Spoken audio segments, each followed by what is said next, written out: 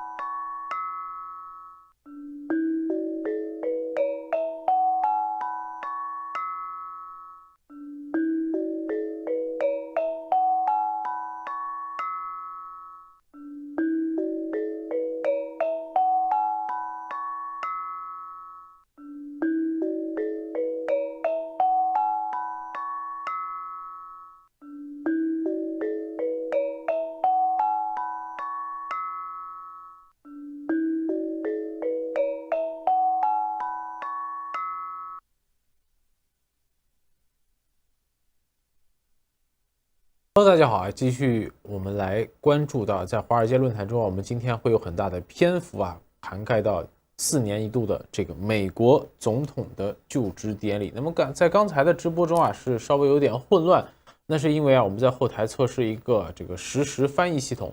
那我们会在另外的一个频道华尔街电视中啊，如果这个这一整套流程啊走通，我们会立即上线呢，跟大家分享正在进行的美国4年一度的总统就职典礼的这样的一个盛况。那其实就在我们讲话的这个当下呢，美国华盛顿 DC 正在见证着一个新的历史的诞生。那无论是当选总统川普呢，还是即将离任的总统这个拜登呢，他们呢是将在接下来的1-2个小时啊，在华盛顿的 DC 的国会的场内进行这样的一个非常庄重、非常神圣的这样的一个权力的交接。那其实在美国呢，每任总统的个性和政策主张啊，都会在他自己的这样的一个就职典礼中留下一个印记。所以说在今天美东时间的1月20日的中午到上午这段时间呢，几乎所有的媒体、几乎所有媒体人的目光都聚焦在美国总统的就职典礼这一件事之上。更因为这一次就职的是川普，而他的第2任期和中国和世界牵扯进千丝万缕的关系可能又跨上了一个新的台阶。所以这一次典礼更为被全世界所关注。那么近年来呢，其实在美国总统的就职典礼呢，一般会在美国国会大厦西侧的广场上临时搭建一个平台进行。那么前段时间呢，我还特意去了一趟华盛顿 DC，在这个现场确实是有一些施工的痕迹。不过呢，你也说这个时候不凑巧，这几天呢正好赶上一个非常少见的大降温。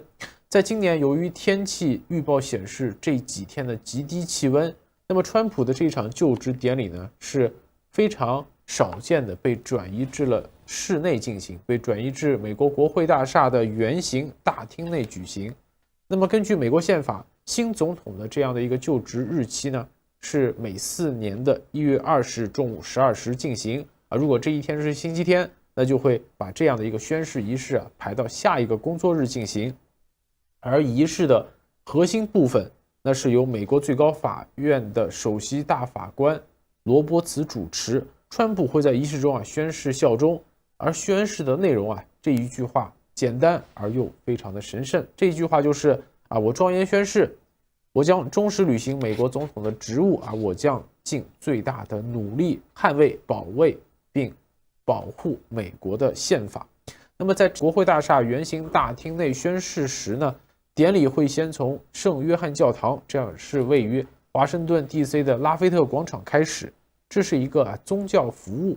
那接着呢是白宫的茶话会、音乐表演和开幕致辞，这都其实已经是接连进行了。整个仪式从今天早上一大早开始就已经进行了，并不是说川普都会给这个下一任总统留一封手写信。这个信里的内容这个能否公开是依据个人的意愿进行的，并不是要强制要求公开的。所以我也很好奇，拜登留给川普的这封信里会写出哪些的内容。那除了刚才说的这些就职典礼的程序和一些琐碎的细节之外，那川普的这场就职典礼仍在进行之中。不知道和平先生关注到了哪些我刚才没有提到的细节这是一个权贵的一个盛会，这是一个我们确定在未来4年有很多的大戏上场的这样一个开始这样一种改变呢，可能对原来自以为的一些规则，或者是就是说，如果你不是美国人，你到美国出生生的小孩，你是领有这个天生的这个美国公民的身份，但是新的这个行政命令这一部分应该会被去掉。那么如果你的父母是公民，那他的子女会怎么样？这个看法律上条文会怎么样。美国是一个法律非常丰富的国家，这个法和另外一个法它可能会产生冲突那有些法律明显的存在，你也可以不执行有些法律这个执行了，实际上也未必是真正的这个有利那么这个美国的是一个法治国家，但是这个法治的这个解释或者法治的变化比大家想象的要丰富很多。那其他方面的法律，最重要的是对于这个边境的这个管理，对于非法移民的驱除这也是大家最关心的一点。还有一点就是特朗普回来要进行报复行动，这是呢这个最近几个月以来可以说大家议论的最多的一个问题。那拜登总统早一段时间把自己的这个子女这个儿子进行了特别的声明，那在昨天又做出了最重要的几个声明，一个是参谋长联席会议主席米利将军，一个是这个负责这个疫情期间的这个首席卫生官大众卫生官福奇博士，还有一位就是呢这个参与对川普上一次的这个国会骚乱进行调查的一些议员一些官员包括大家很熟悉的前副总统切尼的这个女儿切尼未来的4年会产生什么样的变化，可能大家都不能确定但是确定的是会天翻地覆这一次的就职典礼，我们不仅是看到这个权力的这些政客们的这个出现，但是呢，全世界的这种出现的这种这种领导人也好，官员也好，始终是不是很清楚。按照特朗普的这种影响力和关系，那全世界很多的国家领导人都愿意来。但是事实上哪些人邀请了，哪些人不邀请，在我看起来似乎是有很大的这种随意性。